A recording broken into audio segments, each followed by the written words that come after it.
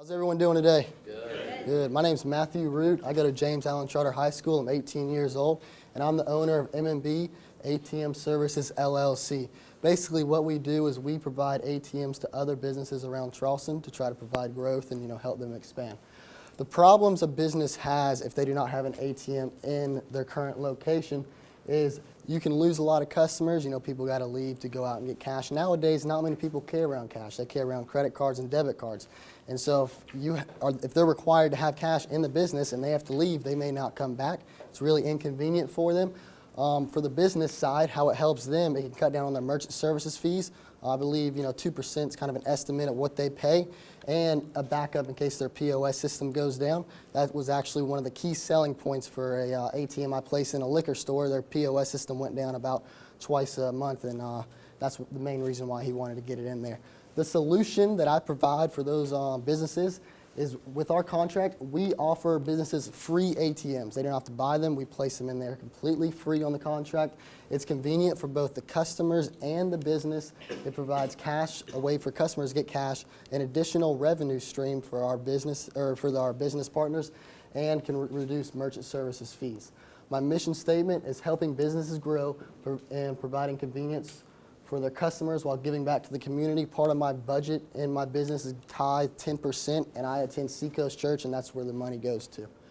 What M&B can do for your business, like I said, we'll give businesses a free ATM, give businesses an additional revenue stream, help them grow, provide convenience for their customers.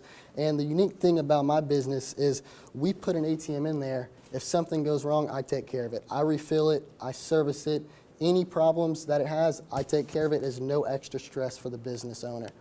Now, this is my business model. I did it based off one surcharge of $4 is what we charge at the nightclubs. And so with my expenses, there are very few expenses. I have receipt paper and the gas to actually go and fill the machines. And then the labor that I would pay for someone to actually fill the machines if it was not myself currently, and this is what I pay myself, is 75 cents per transaction. So it's based on how well each machine does. Now, with a contribution margin of $2.15, it takes $3.44 for me to break even on each transaction, 86% of the $4. So I'm in the black before the transaction's even over. Everything else is just profit. And my target market, I did this for Mint Nightclub out here on Calhoun Street. I actually have an ATM located in there. The industry name is vending. It's technically ATM vending, but to actually find the statistics and narrow that down would be very complicated because there's plenty of people that have the same business as me all over the United States, and it'd be very hard to find those numbers. So I chose vending. The ages that I chose for the nightclubs, it's an average of 21 to 35. And the 25,999 people, that is the current population for that age group in Charleston. They usually get about 700 to 800 people through the door on their busy nights, which are Thursday, Friday, and Saturday. And I take 3% of their people passing the ATM who know about it are going to actually use the ATM. And like I said, the geographics, anyone near passing the ATM knows that it's there. That's my target market. And people who can value convenience. If you're in the nightclub, you've waited 30 minutes to get in the door, you're not going to leave and walk down the street to your personal bank to save $4 and have to wait back in line just to get back in. And at the nightclubs, a lot of people, they've been drinking. They usually don't think about the $4, honestly. That's what I found out. Marketing and sales, I started out by cold calling. I went around business to business trying to find locations. And once I've acquired a couple of locations, I built a relationship with the business owner, and now a lot of times they just refer me to other businesses. And actually through YEScarolina, I actually met two great mentors, Sam and Kyle, and they've actually given me possible leads too. So YEScarolina has already helped my business grow.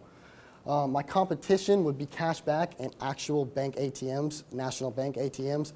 Cashback, it's not always offered by every single business. And with the bank ATMs, they're located in central locations. I'm targeting the convenience factor. They would have to walk out of the location just to go get the cash.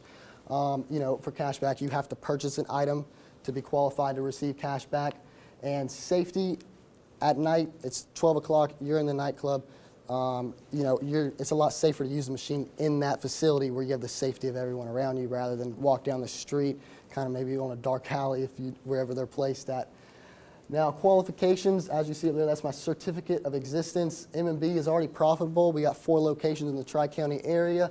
I've studied banking, investing, economics, entrepreneurship, general business accounting, and sales projections.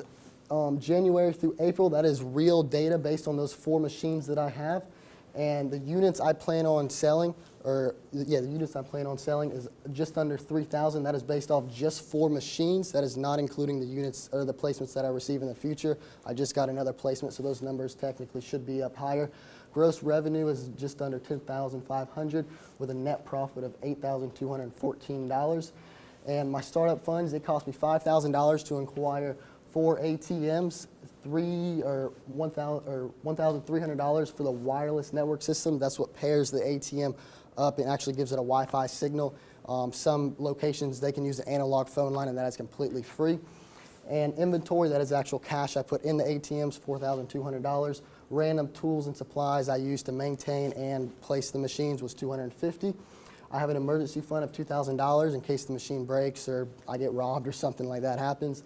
And the reserve for fixed expenses, that is a year's worth of the satellite fees for my ATMs currently. And my ROI on investment is 59% with those projected incomes and 78% on revenue. And future plans, I plan on placing 10 more machines by the end of this year. I reinvest a lot of the money back into the business. And to start the business, I worked 40 hours a week last year bussing tables, and I used a lot of money from previous business ventures to fund the business. And I want to learn how to operate at the processing side of my business. That is a totally different category, and someone is actually doing that for me. It does not come out of what I make. He profits on the back end, but I would like to learn just so I can profit more, and in case it's just a way to grow the business, basically. And I want to turn M&B ATM services into a true passive income business. Basically, I set this up to be the building block I plan on opening up and starting up more business in the future, and this should give me a good passive income to, one, have the safety net of kind of not a steady paycheck, but kind of a ballpark per monthly, and it will help provide funds for future businesses. That's M&B ATM Services, LLC.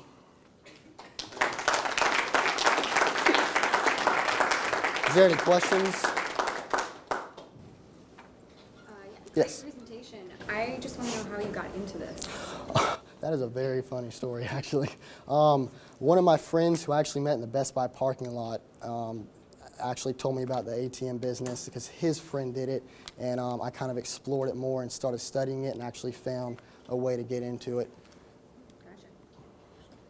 Gotcha. What about physical damage to the ATMs? It didn't look like there was repair costs kind of built into potential costs that you may have. Yeah, I mean, the machines, it all varies. These machines are pretty durable, but actually recently we had to replace a printer. That was about $300, and that's what the emergency fund is for. It comes out of there, and then once what we deduct out of there, we build that back up to $2,000, so we always have a safety net for when something does go wrong. When you're saying units sold, does that mean every single transaction on the ATM, or is that the physical? That is one transaction. Okay, so Yes. sold. Yeah, and that varies per machine. The nightclubs, we do $4 at our barbershop, and the 2 laundromats, we do $3, and our profit sharing also varies as well. Okay. So I noticed there's no reactive marketing in the sense of, people are searching for this on the internet and then calling companies. Is that because you found that most businesses their minds aren't even open necessarily, or they're not even thinking about this as a separate income generator? It's all like cold calling proactive on your end, or why no website or what? It's a mixture of both. That's actually a big part of it. And then when these larger corporations want ATMs, they usually search for larger venues that venue nationally, and who can come in and say, hey, we have 50 locations, I want a machine for each one. As of right now, I do not have the funds to provide that many ATMs, and I'm still growing. So right now it's all local, but usually they go with a more nationalized company.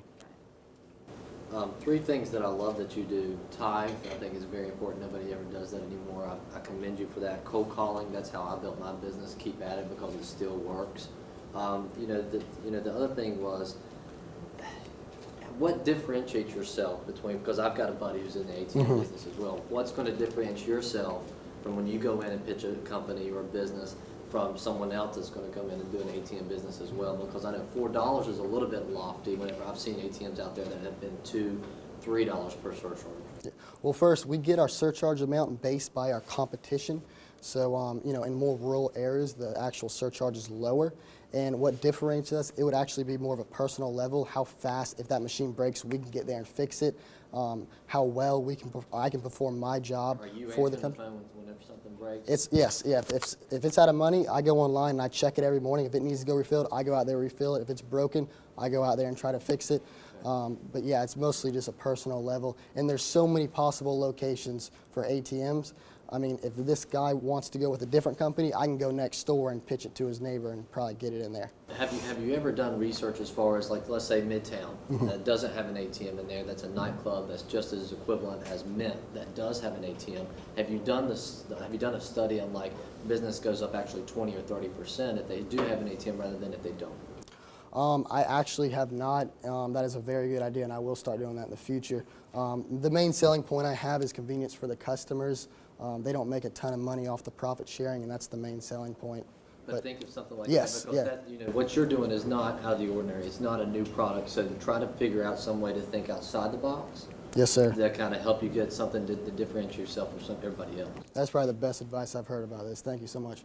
Have you started talking to the bar, narrowing bars based off if they have cover fees or not at night? Because I know Mint doesn't have a cover fee, but if you went to a public house or the Silver Dollar, a lot of times kids don't have any cash at the door and they're toast. Yeah. But if you attack them from their approach, be like, you know that there's going to be a cash demand, otherwise they could put it on their card. Yeah, I mean, I plan on doing that, but right now I'm small. I can't go out and buy 10 more ATMs to go place in all the bars. I plan on doing that future, but as of right now, I have not done that. I've been looking at other locations and different venues. Is that like a decision-making process, though? Which bar you think would be more profitable for yourself? When you say you got in the door with two different ones, how would you differentiate which one you pick? I've only been in the one bar, which is Mint. My other locations are laundromats, barbershops, and I just got a golf course. But yeah, if I plan on getting more bars, that is a great way to judge it. I just haven't done that yet. Any other questions? What's the sales cycle on this with your 4 locations between the first cold call and closed? My first location was last January, and it all depends on how soon we can get the machine in there and how soon they can look it over. I've been and pitched a cold call. He signed the contract that day. We had the machine in next week. I just had a golf course. He has to send the paperwork into the city. They have to approve it, so it all varies on the type of business. Yes. What are your long-term plans For this business, for the business? basically reinvesting back into it. I reinvest personal money as well, and I just plan on buying more machines and trying to build up, more ATMs around. And I plan on putting advertising on the machines now.